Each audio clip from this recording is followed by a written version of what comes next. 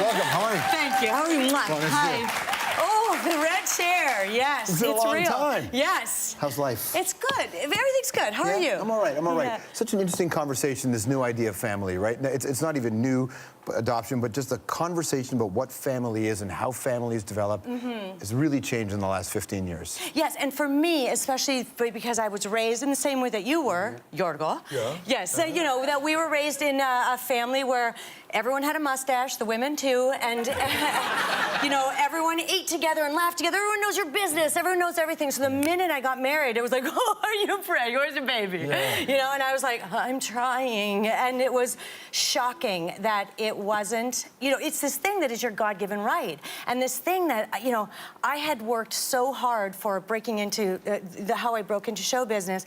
And I am the child of an immigrant family. I was taught, work hard and things will come to you. Right. And also deal with disappointment, of course, with grace. But this stopped me in my tracks. Not being able to have a child biologically was shocking for me. And then I just disappeared for a bit. Yeah. And I grieved it, and I dealt with it. And I really learned a lot about what is it that creates a family? Well, it's the bond of love. Yeah. So when we met our daughter, she was almost 3 years old.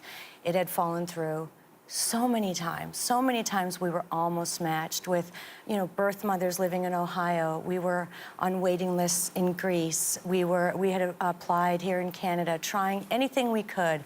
My husband is a New Yorker. We're living in Los Angeles. And then I heard about American foster care. And so when we got the call and we got to the parking lot, we saw a group of social workers, and this little girl was in like there's just a group of people, and there was a little girl in a social worker's arms, and there were a lot of people in the parking lot, but as we walked toward this grouping, the little girl turned and looked at me, just looked at me, and it's that feeling of just everything went quiet, just quiet, and all I thought was, oh, I found you. Jesus.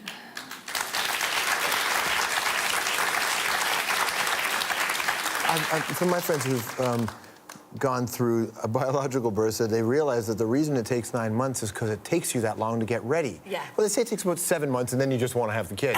Yeah, but 14 hours seems really quick. Yeah, yeah. It was really an experience that I think it was probably best because we didn't know what we were getting into, and Ian and I are so immature that it was probably best that we didn't know. But we ran through the house. We had a guest room, and we just tore it apart and put a blow-up bed in there because we have nieces and nephews who would always visit, so we had SpongeBob sheets. You know, we put those out and a pink quilt, and we just waited, and then, you know, like that, the phone rang, the doorbell rang, and she was here. And I remember walking out into the front yard, and as they brought her, as they brought her into the front gate, I just thought, oh, she's home, you know. And so, is it what you thought it would be? Oh, yeah, it's really good. I'm gonna drink water. The process of talking to her, sharing with her, she's old enough to know but not know. How do you manage all of that information that you know impacts a person? I think the best thing to be is honest. So I try to show her that this is her life now, but she's never seen us act. She's never seen our movies. It says instructions not included, but there's enough detail in here about what the experience is like that in a way it helps people answer a lot of questions they're going to have about this process, right? Yeah, I try very hard not to give advice because I find that you know, in your life you get unsolicited advice, and the only thing that I say that works for me is that when I'm a fearless idiot, I tend to find happiness. It's way back when Rita Wilson and Tom Hanks came to my one-woman show. They're your godparents, are they? Yes, kid, right? they baptized our daughter, did like this arc later, but super Greek, like drown the other kid like it happened to all of us. We did it. You did it? And there's always olive oil involved. It's traumatic. I know. I know. We did it to my husband. You know, we did it to my husband. And then my husband, you know my husband, he has a beautiful bald head and then hair on the sides. That oil, of course, because the oil is always involved because everything ties into the Greek salad in some way. And we just, you know, got him in there. His hair just looked like just muskema. You know what I mean? Like just a mess. It's just a mess. The poor guy. And yeah. Anyway, so we, of course, then I did that to my daughter too. But you know, but when Tom Hanks called me and said, Rita and I have read your script and we would like to make your movie with my partner, Gary Getzman, I should have just gone, you can have it, you know, but I don't know why I found this inner voice in me that just said, say it. And so I went, Tom, I'd like to play the bride. And I don't know how on earth I had the absolute, I don't want to say balls, I'll just say labia, to, you know, to do it, but I did. After a Big Fat Greek Wedding, then there's expectation of what do you do now? How do you follow it up? And over time, even if you're a positive person, that'll destroy you.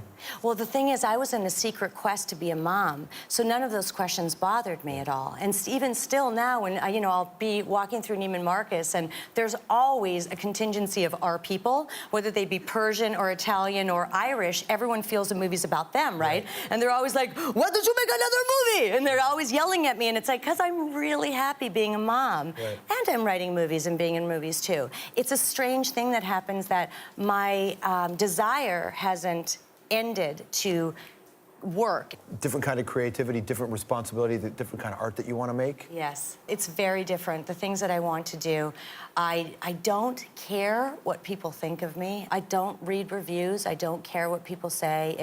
If someone tells me, if a publicist says that someone's being particularly nasty or negative, I get out of there. And I don't believe in that thing that people are saying about preaching a positive outlook. That's also really fake as well. It's about finding an inner peace and an inner happiness. It's called Instant Mom. And I think it's a positive thing, this proliferation of mommy blogs. There's a cult of motherhood now that exists that's almost more powerful than the Scientologists. You're afraid of them, right? But there's so little conversation now about fatherhood. And even the book is Instant Mom, and I was wondering about Ian, and there's no...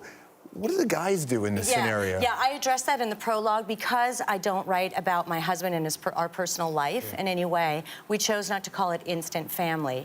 But I'm very clear about how my husband rose to the task of fatherhood. I hate the term when a dad will stay home and say, I babysat last night. It's like, oh, you mean parented? Like, that's crazy. And yet, I do feel that there is a very us and them happening with moms who are being like all-powerful earth moms and mommy bloggers. And we're not talking about the dads. And the dads are even more stay-at-home than we've ever had before, and there's a really great thing happening with the dual parenting. Good to see you. Thank you so much. Nia Vardalos, Instant Mom's the end of the book.